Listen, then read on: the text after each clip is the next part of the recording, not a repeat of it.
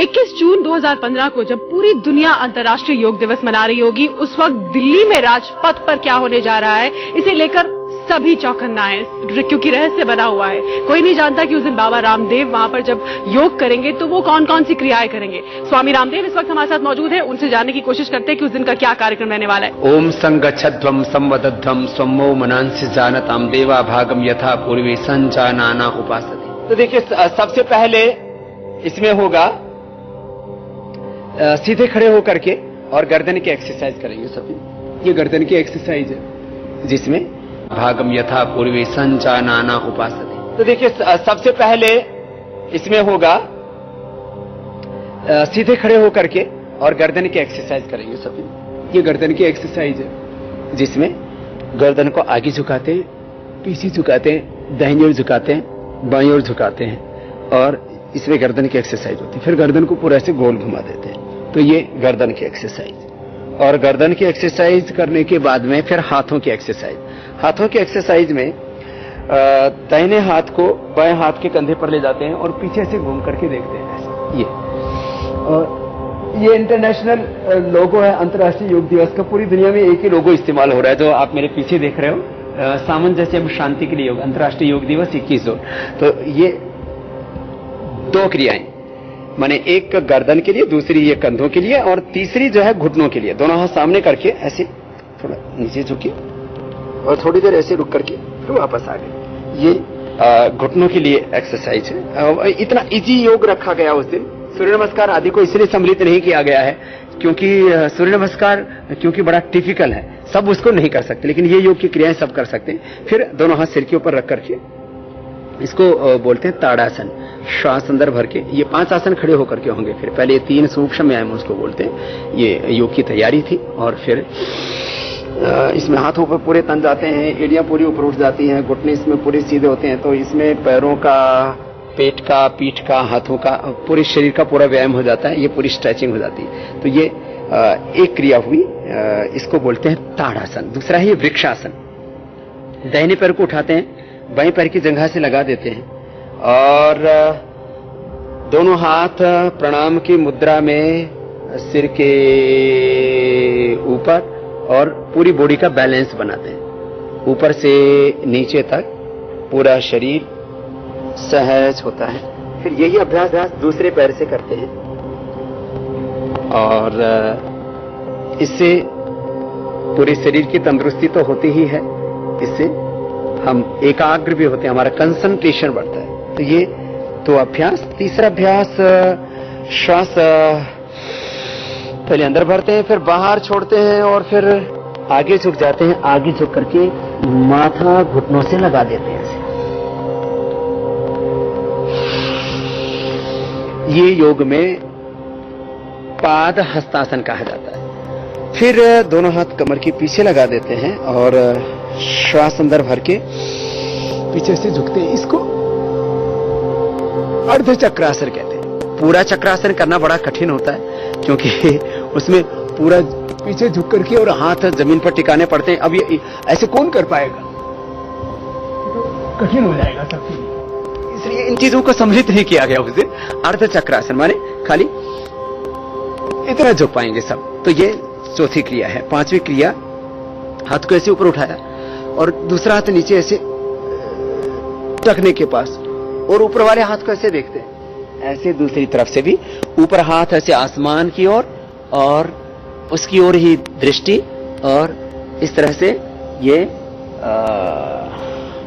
पूरे शरीर की एक्सरसाइज इसमें हो जाती है। 5 आसन ये खड़े होकर के, फिर 5 आसन बैठ करके है। अगला पोज है, पैरों को ऐसे मोड़ लेते हैं। उष्टासन सब नहीं कर पाते तो अर्ध उष्टासन, अर्ध चक्रासन की तरह दोनों हाथ कमर के दोनों साइड में लगा करके ऐसे पीछे झुक जाते। ये पेट के लिए, पीठ के लिए बहुत अच्छा, बॉडी के बैलेंस के लिए भी, कमर के दर्द के लिए भी। और फिर दोनों हाथ घुटनों पर रख देते हैं, वज्रासन में बैठ जाते हैं, एड़ियां बाहर, पंजे अंदर और दोनों हाथ घुटनों के ऊपर। श्वास अंदर भर के हाथ ऊपर उठा देते हैं और श्वास बाहर छोड़ करके आगे झुक जाते हैं। माथा जमीन पे टिका देते हैं। फिर हाथ ऊपर ले जाते हैं और हाथ फिर साइड से नीचे ले आते हैं। फिर दोनों पैर सामने खोल देते हैं। ये बहुत अच्छा आसन है, इसका नाम है वक्रासन, दाहिना पैर मोड़ लेते हैं, बाएं पैर सीधा होता है। अब बायां हाथ ऐसे बीच से डाला और इस तरह से घूम गए पीछे की तरफ। तो ये पेट के लिए, पीठ के लिए बहुत अच्छा होता है, डायबिटीज के लिए बहुत अच्छा होता है। इस तरह से घूम जाते हैं, किया जाता है। इस तरह से भी कर सकते हैं और हाथ से ऐसे भी कर सकते हैं। तो ये किया जाता है, इस तरह से भी कर सकते हैं और हाथ से ऐसे भी कर सकते हैं। तो ये 5 आसन बैठ करके, 3 आसन उल्टे लेट करके। एक ये मकरासन है जिसमें दोनों हाथ माथे के ऊपर होते हैं और पंजे बाहर की तरफ, एड़ी अंदर की तरफ, पूरा शरीर इसमें विश्राम की स्थिति में होता है। फिर दोनों हाथ छाती के दोनों साइड में रखते। मकरासन के बाद में ये भुजंगासन, दोनों पैर पीछे मिले हुए, श्वास अंदर भरते हुए सामने से उठाते हैं। पूरा शरीर ऐसे सामने से ऊपर उठ जाता है, कोने थोड़ी सी झुकी हुई होती है, ऊपर की ओर देखते हैं।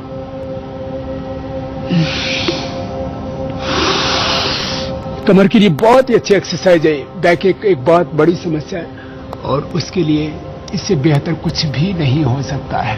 तो ये भुजंगासन, और फिर दोनों हाथ जंघाओं के नीचे, हथेलियां ऊपर की ओर, श्वास अंदर भर के पैरों को ऐसे उठा देते हैं और नीचे ले आते हैं। ये तो हुए उल्टे लेट करके। सीधे लेट करके 3 एक्सरसाइज है।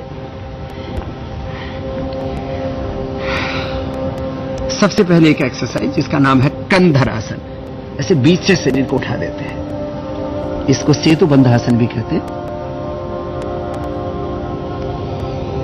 और फिर पैरों को मोड़ करके पवन मुक्तासन करते।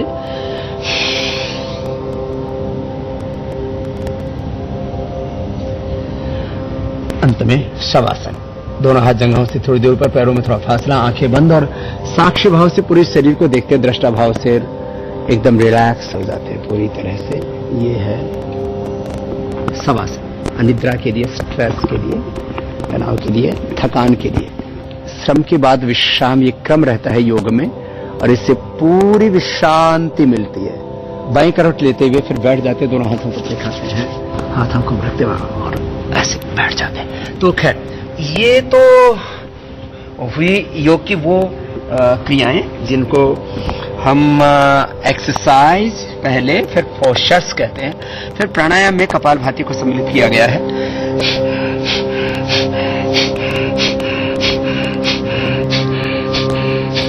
कपालभाति ये तो हर बीमारी के लिए रामबाण प्राणायाम है और कपालभाति हमने करोड़ों लोगों से करवाई है।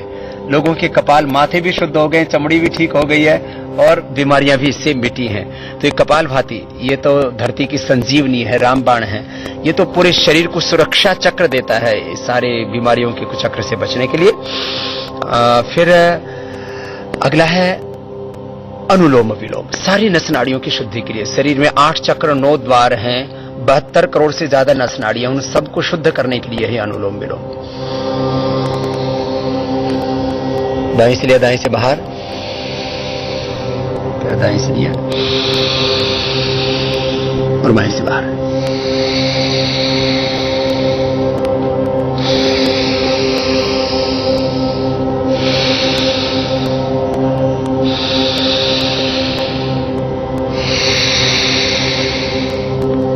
ये स्ट्रेस मैनेजमेंट के लिए बहुत जबरदस्त है और इससे बीपी तो क्योर हो जाता है, डिप्रेशन क्योर हो जाता है, हाइपरटेंशन माने रहता ही नहीं है, इतना जबरदस्त है। फिर इसके बाद भ्रामरी, पहले उंगली माथे पर, शेष 3 उंगली आंखों पर, कान अंगूठे से बंद, मुख भी बंद, ओंकार का नाद नासिका से।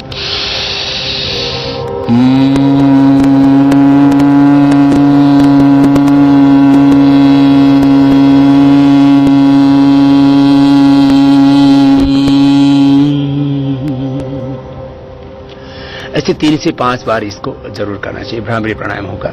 और उसके बाद ध्यान करेंगे, श्वासों पर स्वयं को केंद्रित करके योग के, ध्यान के, अध्यात्म के जो मूल सूत्र हैं, वसुधैव कुटुंबकम, विश्व बंधुत्व, सह अस्तित्व, को एक्सिस्टेंस, एकत्व, वननेस, हम सब मूलतः आत्मा हैं और हम सब के भीतर परमात्मा की, खुदा की, अल्लाह की, ऑलमाइटी गॉड की शक्ति है। उस ज्योति के साथ हम एकाकार हो जाते हैं, ध्यान में पूर्ण मौन हो जाते हैं। ऐसे अंत में सब ध्यान करेंगे और ध्यान के बाद फिर वो सब संकल्प करेंगे कि हम समष्टि के साथ एकाकार होकर के जिएंगे। अज्ञान और अहंकार केंद्रित जीवन के स्थान पर हम विवेक में, ज्ञान में, समष्टि के साथ कृतज्ञता का भाव रखते हुए जीवन को जिएंगे। तो ऐसे एक संकल्प करके और अंत में सर्वे भवन्तु सुखिनः, सर्वे सन्तु निरामयाः, सर्वे भद्राणि पश्यन्तु, मां कश्चित् दुःख भाग् भवेत्। ओम शांति शांति शांति के साथ ये कार्यक्रम पूरा होगा। राजपथ से लेकर के देश और पूरी दुनिया में एक ही जैसा प्रोटोकॉल रखा है। तो पहली पोज यदि प्रार्थना की बात की जाए, प्रार्थना से लेकर के ध्यान तक ये कुल 21 पोज हो जाते हैं और ये 21 प्रकार का योग 21 जून को पूरी दुनिया करेगी। ये प्रोटोकॉल बनाया गया है एक अंतर्राष्ट्रीय योग दिवस 21 जून के लिए। बहुत बहुत धन्यवाद बाबा रामदेव। तो रामदेव जी ने हमें 21 जून को जो राजपथ पर तस्वीर दिखने वाली है वो पहले ही इंडिया न्यूज के दर्शकों को दिखाई और बताया कि क्या प्रोटोकॉल तैयार हुआ है, उसके मुताबिक कौन सी क्रियाएं, कौन से क्या व्यायाम, किस किस तरह के आसन जो है वो राजपथ पर बाबा रामदेव खुद करेंगे और उनके साथ होंगे कई हजारों लोग।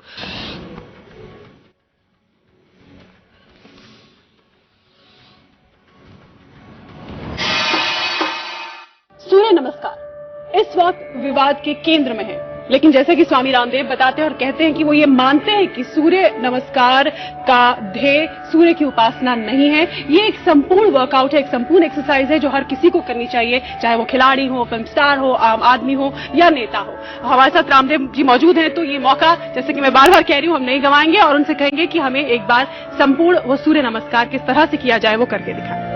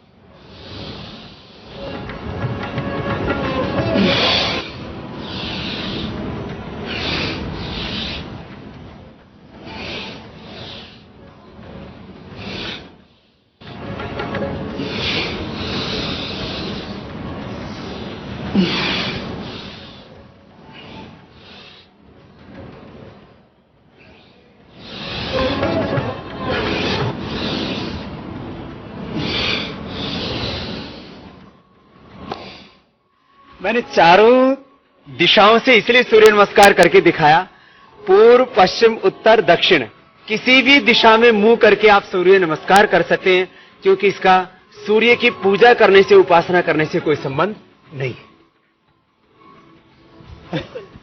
तो ये थे बाबा रामदेव जो सूर्य नमस्कार करके दिखा रहे थे इंडिया न्यूज के दर्शकों को और बता रहे थे कि किस तरह सूर्य नमस्कार अपने आप में संपूर्ण एक्सरसाइज है, वर्कआउट है और उसे जरूर करें और ये कतई ना समझे कि उसका सूर्य की उपासना से कुछ लेना देना है, क्योंकि वो ऐसा बिल्कुल नहीं मानते हैं। सूर्य नमस्कार करने से किसी का मजहब नहीं बदलता, जीवन जरूर बदलता है।